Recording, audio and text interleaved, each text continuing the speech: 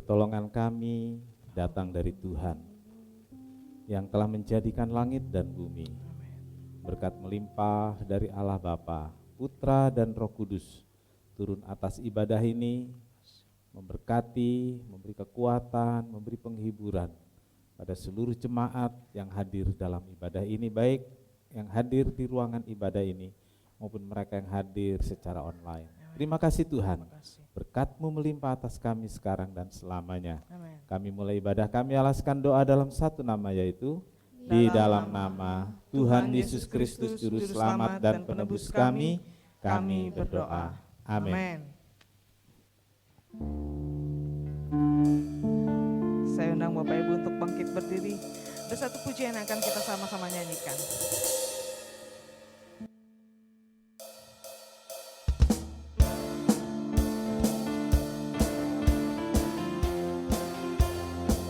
Tuhan kita, Tuhan yang besar, Dia gembala buat kita. Dia yang menuntun kehidupan kita. Kau Tuhan gembalaku, Kau yang pegang hidupku, Kau tuntun setiap langkah.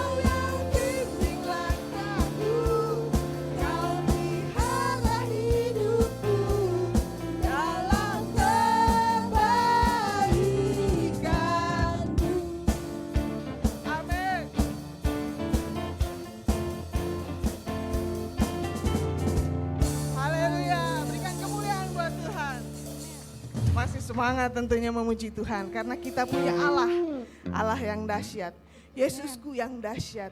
Karena kita hidup di dalam jalannya Tuhan, itu sangat menyenangkan.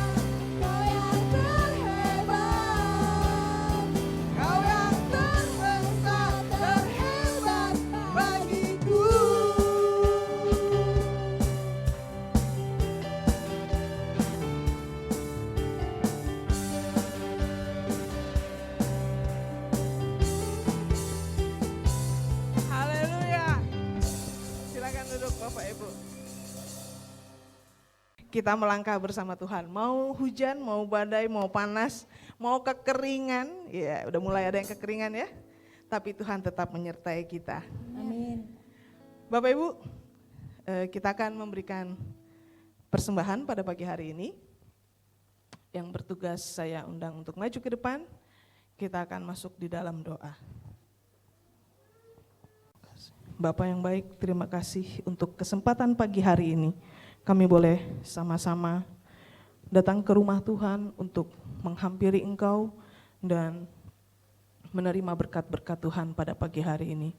Bapak, pagi ini kami akan memberikan persembahan kami, bukti cinta dan kerelaan kami untuk memperluas kerajaan-Mu di muka bumi ini. Berikan hati kami yang cinta dan rela untuk memberi, dan pakai hamba-Mu yang mengedarkan kantong persembahan, agar semakin hari kehidupannya, dalam pelayanannya, dalam keluarganya, dalam kegiatannya, Engkau selalu dimuliakan. Terima kasih. Kami siap memberi dalam nama Tuhan Yesus. Amin.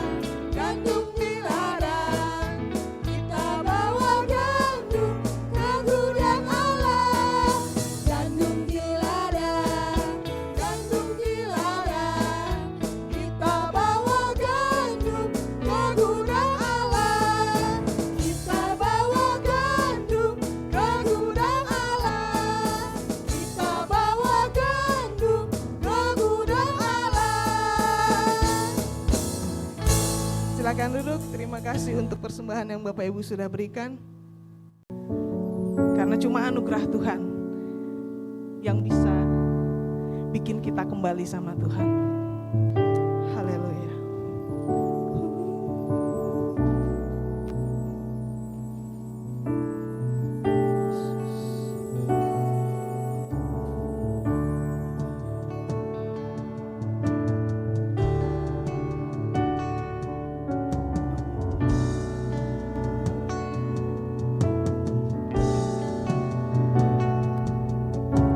Setiap manusia pernah terhilang,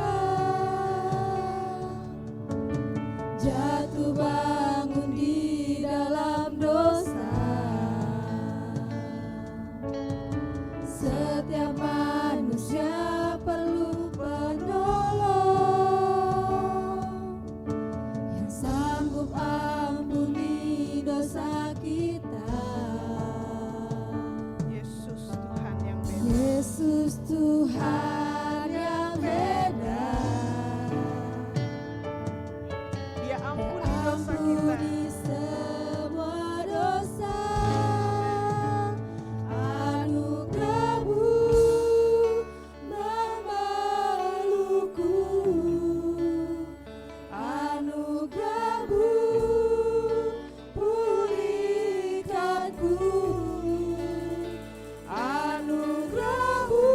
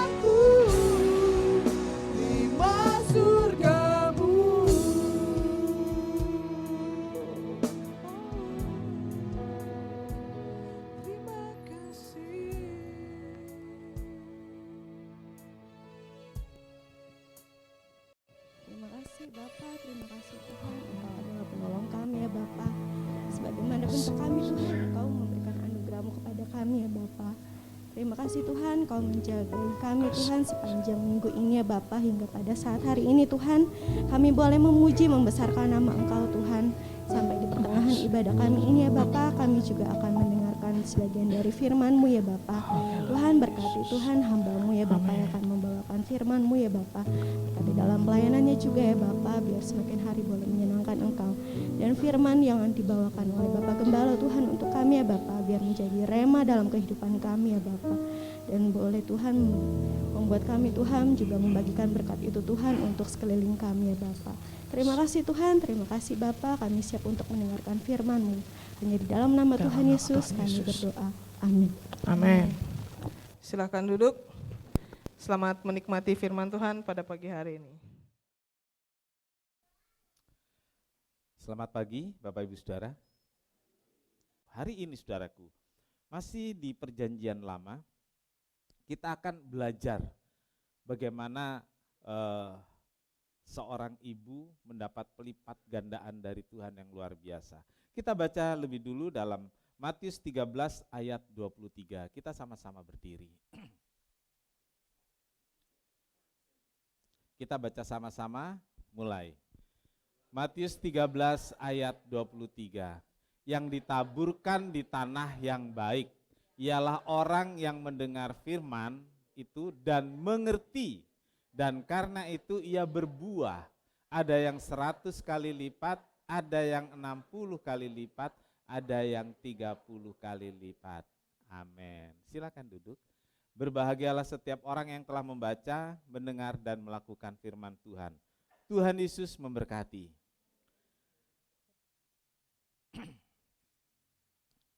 Bapak Ibu Saudara, tidak dapat disangkal bahwa kebutuhan hidup tidak selalu sebanding dengan berkat yang ada. Saya ulangi, tidak selalu, kebutuhan hidup tidak selalu sebanding dengan berkat yang ada. Enggak ada yang setuju rupanya ya. Berarti berkat yang saudara terima itu selalu melebihi dari kebutuhan. Amin? Enggak juga. Tapi saudara ngerti yang saya sampaikan ya. Jadi bahwa kebutuhan hidup itu enggak selalu sebanding dengan berkat yang ada. Lebih banyak besar, lebih banyak besar pasak daripada tiang, lebih banyak besar kebutuhan daripada penghasilan. Apa betul begitu? Ternyata kita bisa bertahan sampai hari ini. Puji Tuhan, nanti kita akan bisa mengerti kenapa. Baik. Terlebih lagi kenyataan yang sedang terjadi saat ini. Ya, biaya kebutuhan hidup meningkat, sementara berkat yang tersedia ada? Saya tanya, berkat yang tersedia ada? Ada, tapi tidak berubah. Kan gitu ya? Kadang-kadang berkat itu seperti Tuhan Yesus juga, saudaraku. Tuhan Yesus tidak berubah. Makanya saya nggak setuju kalau Tuhan Yesus tidak berubah. Dan kemudian berkatnya tidak berubah, nggak mau saya. Kalau berkatnya nggak berubah dari dulu, sekarang dan selamanya, gimana kita bisa hidup? Ya, kadang berkat itu nggak berubah. Sehingga saudaraku, kita harus menyesuaikan diri. Kita harus beradaptasi. Ini nggak gampang saudaraku. Sebab orang Kristen sudah dicekokin iman untuk meminta apa saja dan dapat. Padahal kenyataannya saudaraku, kita nggak begitu. Waktu kita punya keinginan banyak, gaji saudara langsung melompat naik enggak? Keuntungan dagang saudara melompat naik enggak? Enggak juga. Gitu. Kita yang harus beradaptasi kan gitu. Kita yang harus menyesuaikan diri, mengatur sedemikian rupa agar berkat yang ada pada kita itu bisa dalam tanda kutip cukup. Cukup untuk memenuhi kebutuhan hidup. Saya ulangi, cukup untuk memenuhi kebutuhan hidup. Nah, pelipat gandaan yang Tuhan lakukan untuk pemeliharaan umatnya di masa sulit ini dan penggenapan janji Tuhan, itu nyata bagi orang percaya, nyata bagi orang yang benar-benar mengandalkan Tuhan. Jadi ada berkat yang terbatas, ada kebutuhan. Tapi Tuhan janji ada pelipat gandaan. Amin. Ya, seperti dijelaskan 2 minggu lalu. Minggu lalu maksud saya. Pelipat gandaan adalah sesuatu yang Tuhan kerjakan secara khusus lebih dari hukum atau dalil yang berlaku. Ini harus digarisbawahi saudaraku. Jadi pelipat gandaan itu sesuatu yang Tuhan kerjakan secara khusus lebih dari hukum alam. Lebih dari dalil-dalil yang berlaku secara umum. Nah, pelipat gandaan itu berbeda dengan hukum tabur tuai. Kalau hukum tabur tuai, ya kalau orang bilang orang menabur pasti menuai. Kita amin kan enggak? Amin, itu hukum alam. Jangan pikir orang Kristen saja kalau menabur menuai, saudaraku. Iya. Orang beragama lain, berkepercayaan lain, kalau menabur menuai enggak? Menuai. Itu namanya hukum alam. Artinya kalau saudara menabur dan kemudian saudara menuai, tidak ada istimewanya. Tidak ada istimewanya sebagai orang Kristen. Sebab orang lain menabur, orang lain juga menuai. Nah, ini sama dengan hukum soal memberi. Kalau kita hukum yang berlaku secara umum, secara etika, kalau kita memberi nanti akan diberi. Orang Kristen sajakah seperti itu? Enggak lah. Jangan merasa kalau orang Kristen memberi itu nanti pasti diberi. Mereka yang bukan Kristen memberi juga diberi.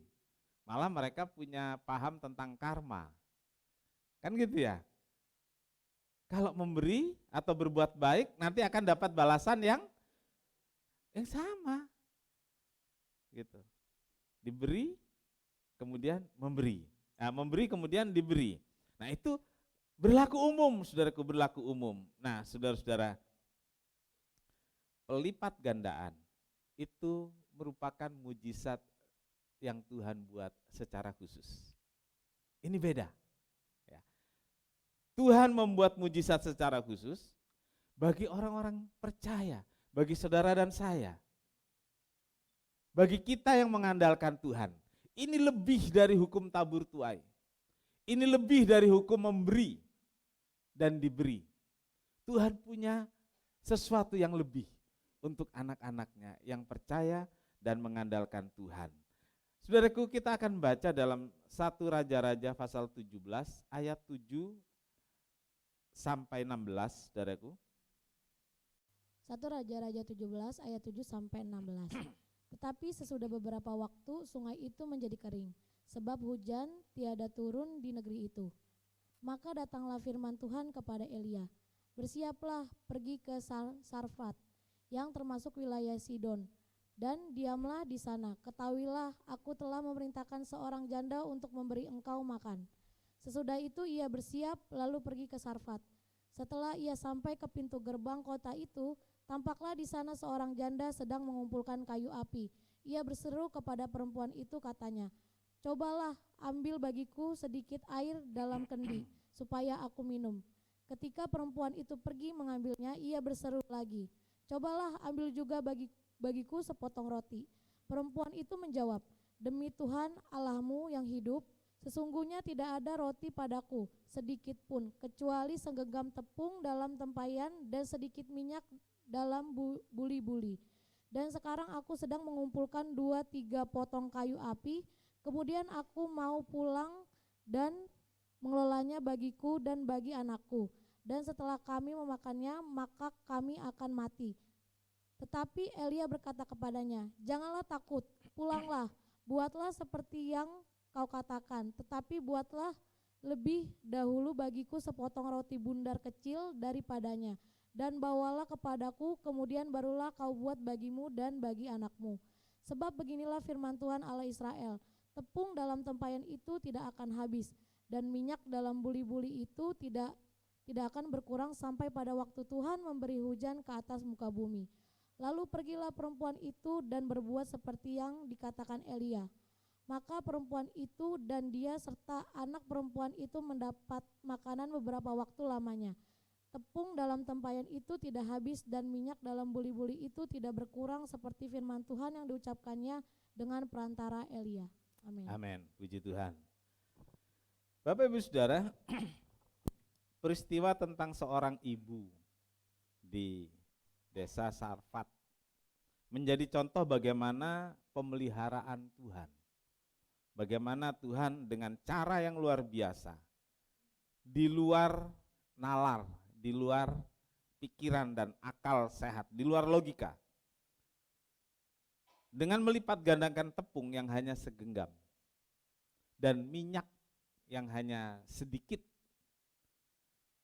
Tuhan memelihara seorang ibu di Sarfat bukan untuk 1 bulan, tapi untuk 1 tahun, 365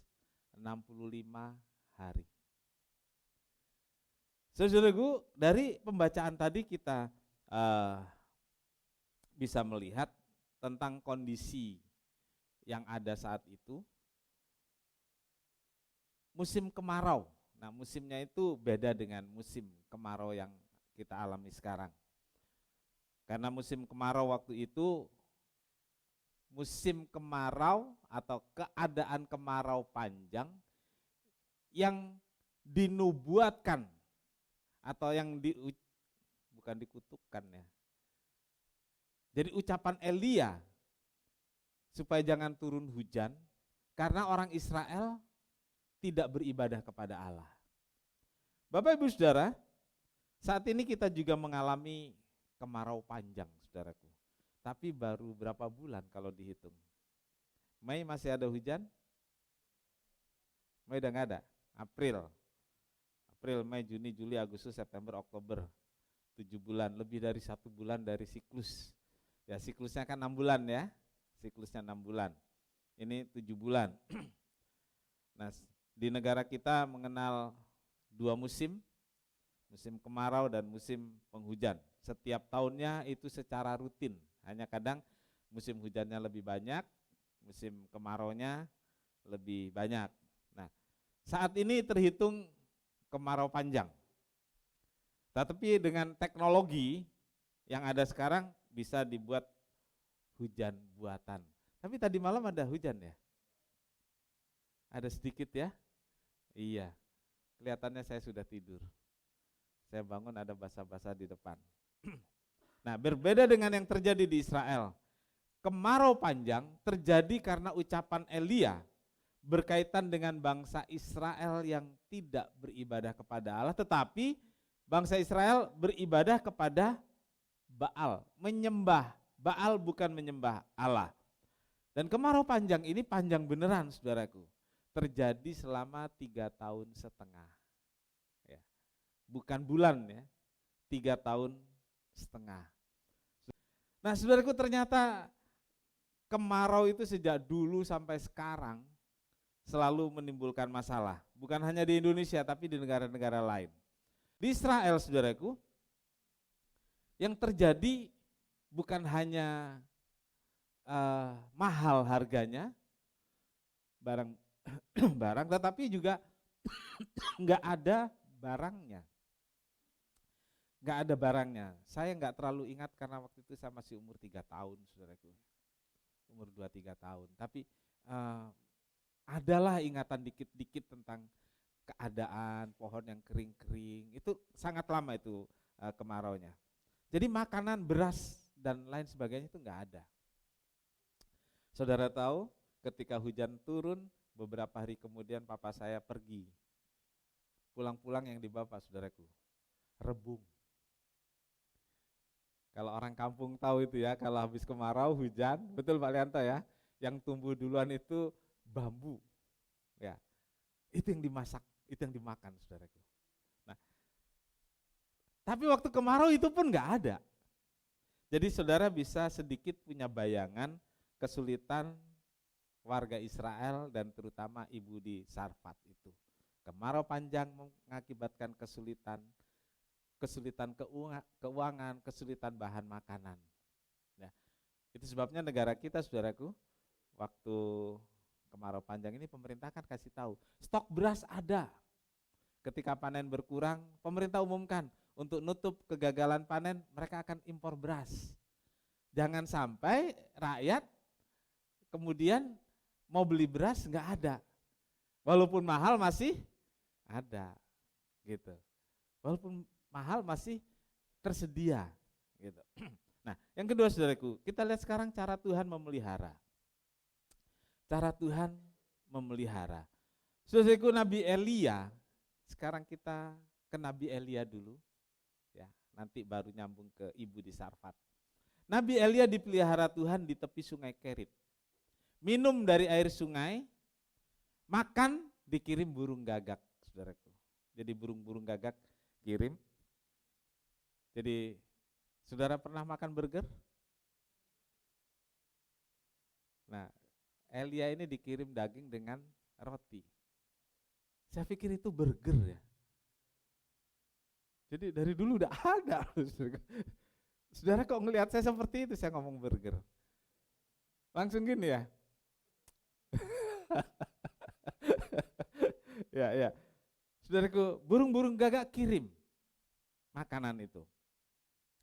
Nah, kan yang mengucapkan jangan ada turun hujan itu Elia. Tapi Tuhan persiapkan Elia untuk tetap bisa mendapat makanan dan minuman. Caranya, pergilah engkau ke tepi sungai Kerit, minumlah dari air sungai Kerit, dan aku akan kirimkan burung gagak untuk kirim makanan. Ya. Lalu kemudian Tuhan juga melihat seorang ibu dengan anaknya yang sudah enggak punya apa-apa, punya tepung sedikit, minyak sedikit, dan mereka sangat membutuhkan pemeliharaan Tuhan. Kita baca tadi, ibu ini bilang, saya akan buat tepung itu, roti dari tepung itu, saya dan anak saya akan makan, dan kemudian saya dan anak saya akan mati. Gak ada lagi yang bisa dimakan.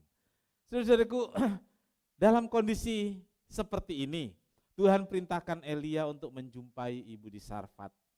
Dan melalui Elia Tuhan menyatakan pemeliharaan yang ajaib, baik untuk Elia sendiri maupun untuk ibu di Sarfat.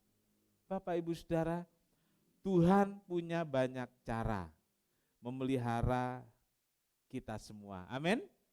Tuhan punya banyak cara untuk memelihara orang yang percaya. Bagi ibu di Sarfat, ketika persediaannya hampir habis, hanya punya sedikit untuk satu kali makan, datanglah Elia yang diutus Tuhan.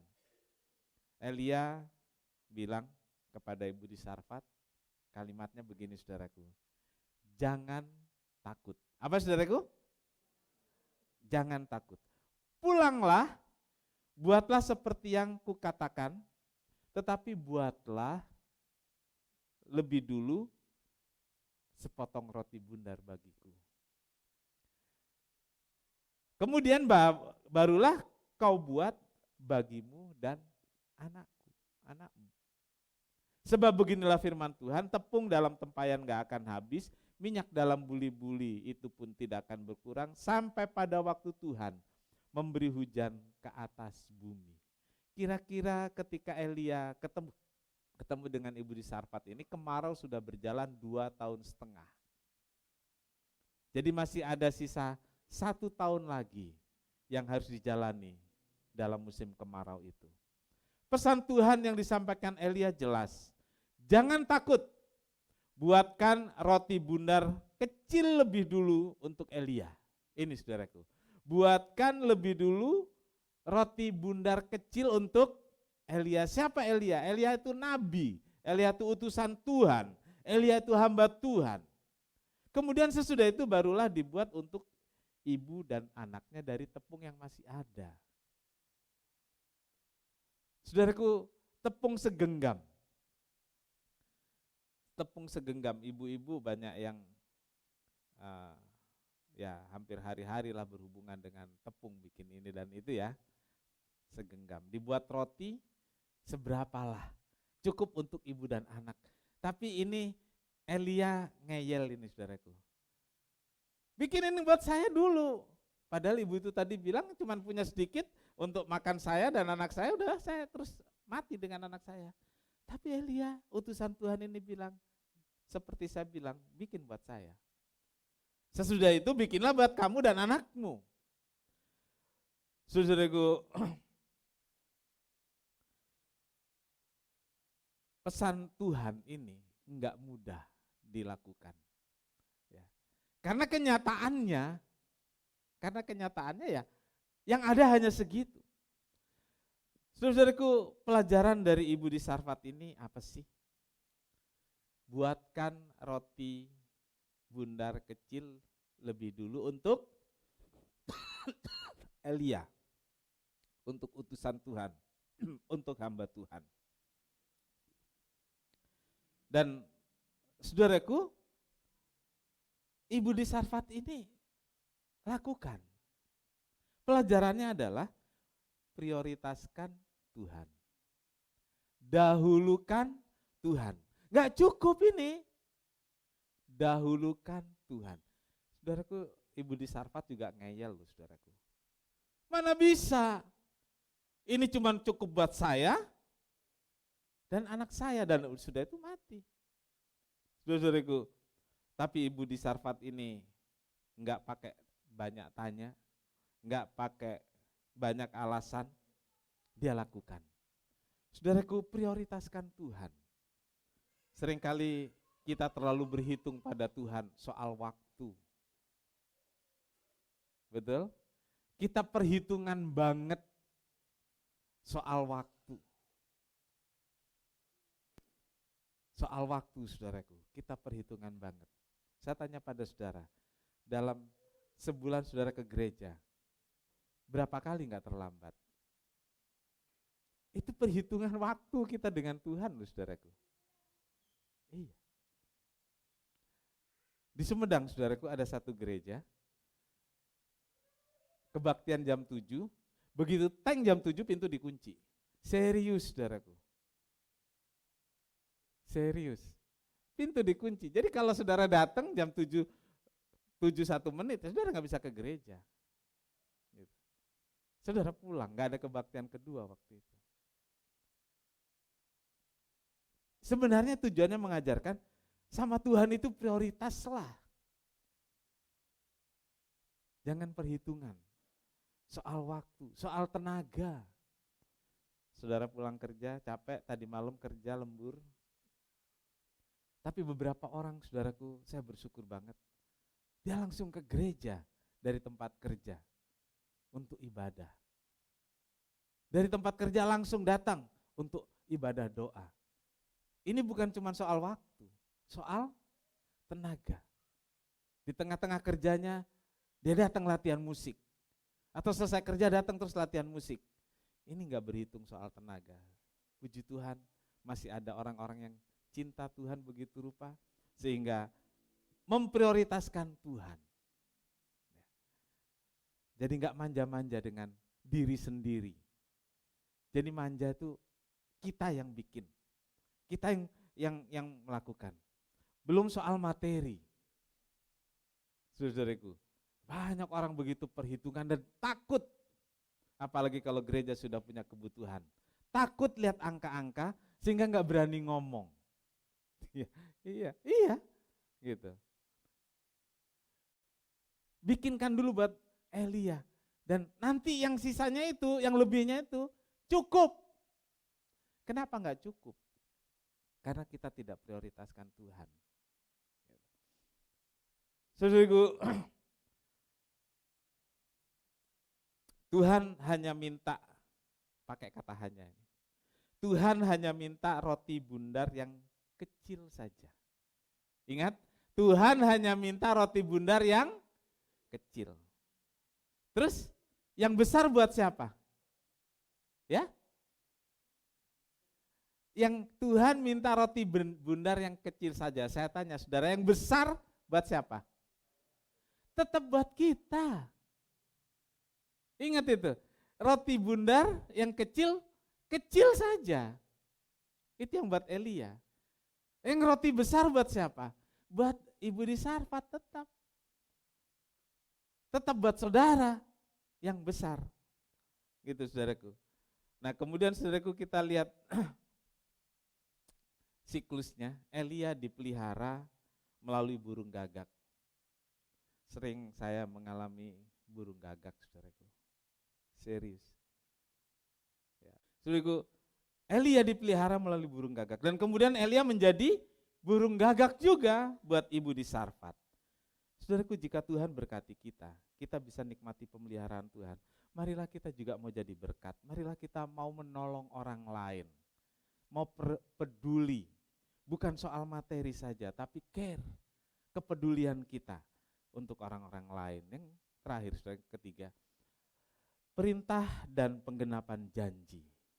Saudara, yang tersedia hanya tepung, segenggam, dan sedikit minyak. Logikanya,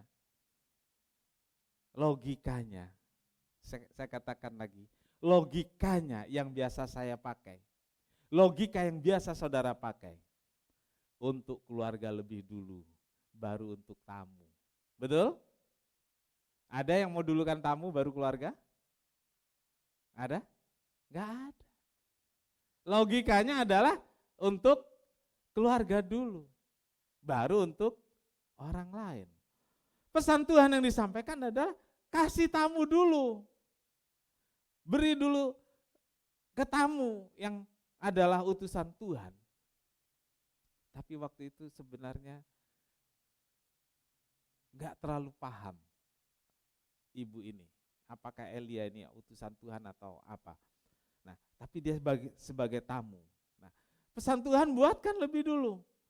Saya ingin katakan pada saudara, tidak mudah bagi ibu di Sarfat ini mengubah pikirannya dari yang harusnya keluarga dulu, baru tamu dulu. Enggak gampang. Itu satu pergumulan.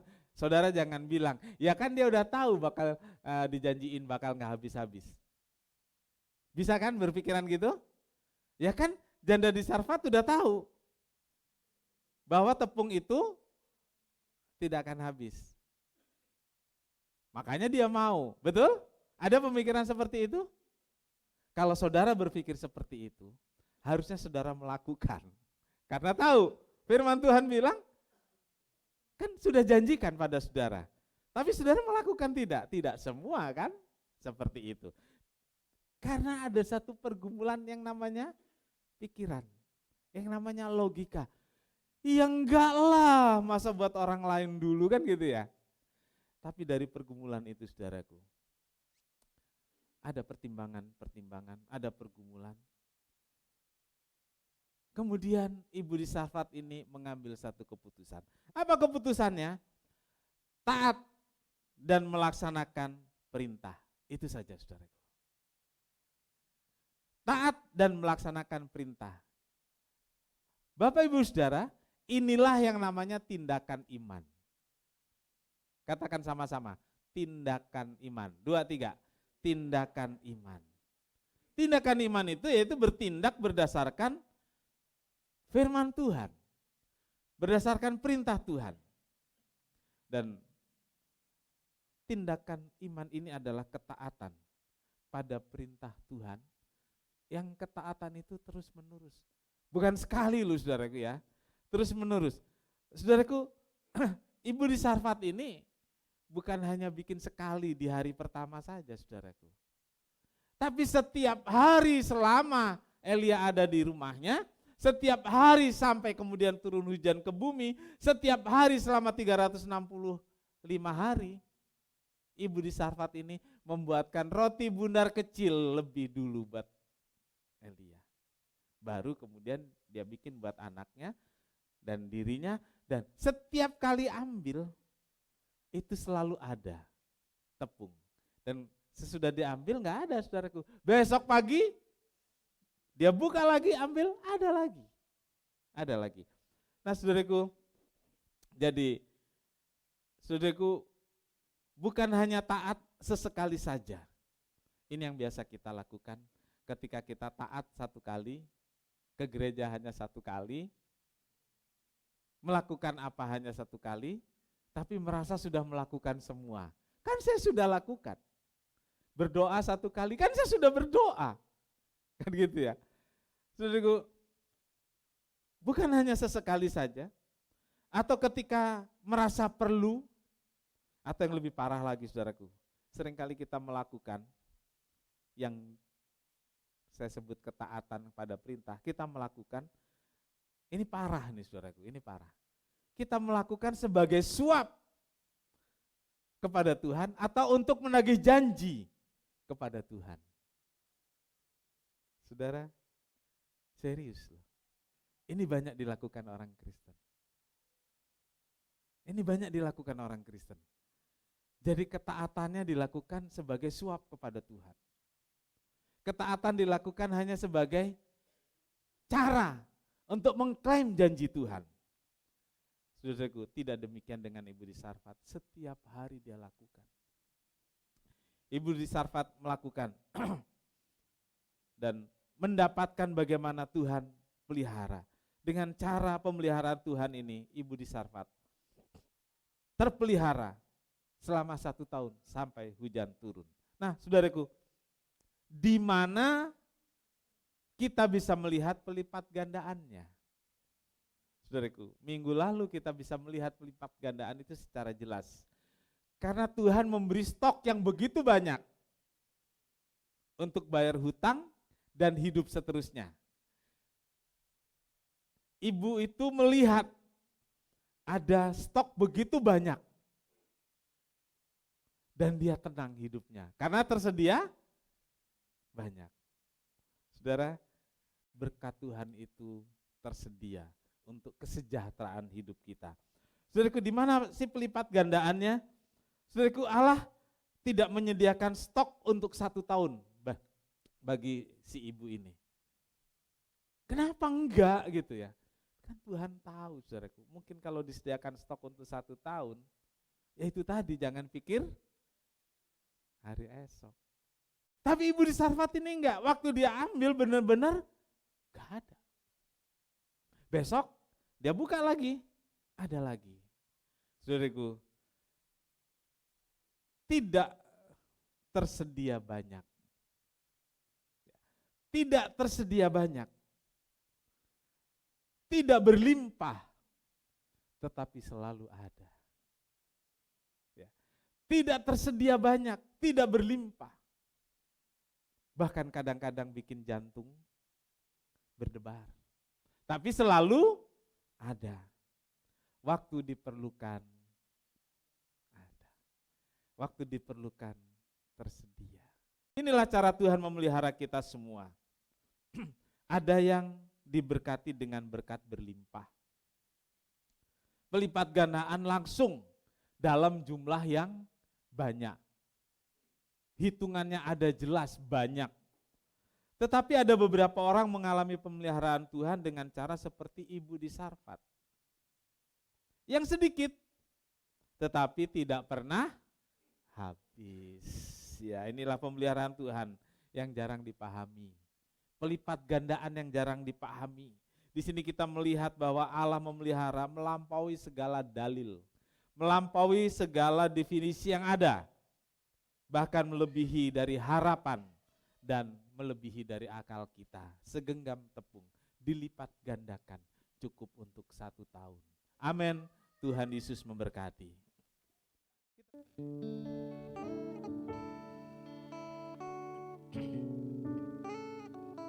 Amin. Haleluya.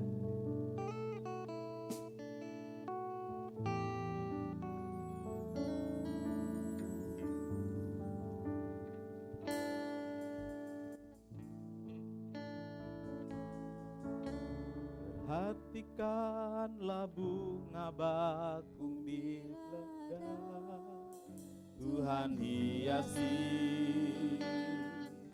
tanpa bekerja. Apalagi kita orang percaya, Tuhan pelihara,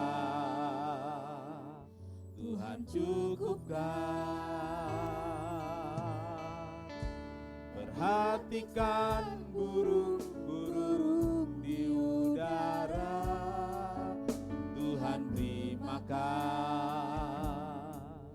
tanpa bekerja.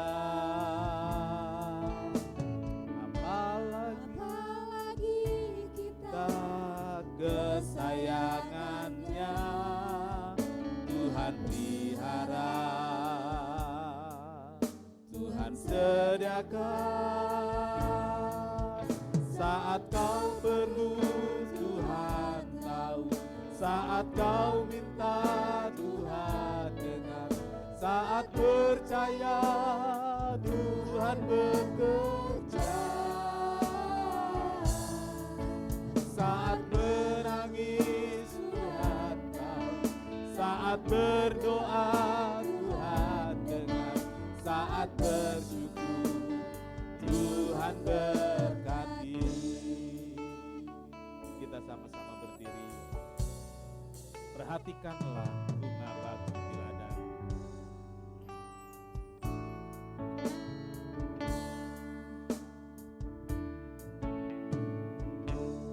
Perhatikanlah bunga batu di ladang. Tuhan hiasi tanpa bekerja. Apalagi kita orang percaya, Tuhan pelihara, Tuhan cukupkan. Amin, amin. Perhatikan burung-burung di udara, Tuhan beri makan tanpa bekerja.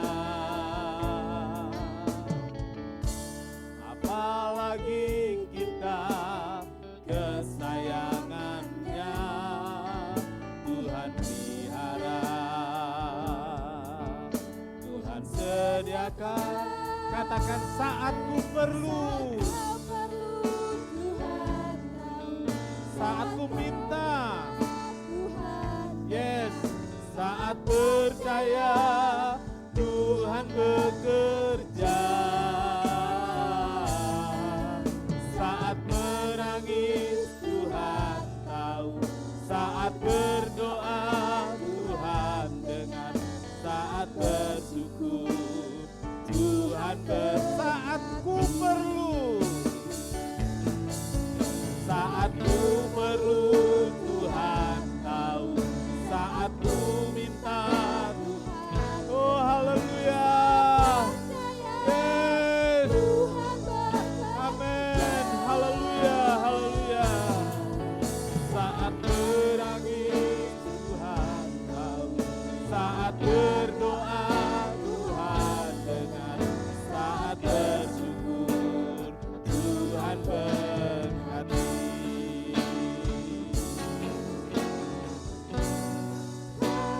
Tuhan lebih dari cukup, kasih-Mu Tuhan.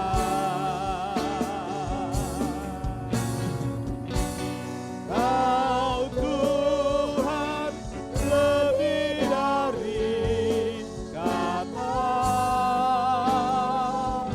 janji-Mu pasti terjadi.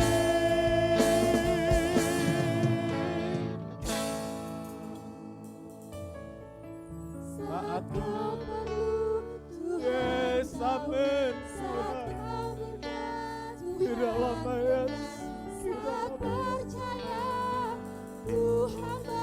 oh haleluya, haleluya. Saat menangis, Tuhan tahu. Saat berdoa, Tuhan dengar. Saat bersyukur, Tuhan berkati.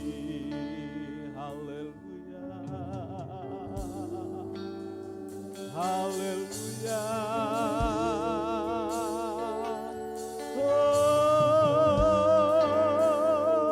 haleluya,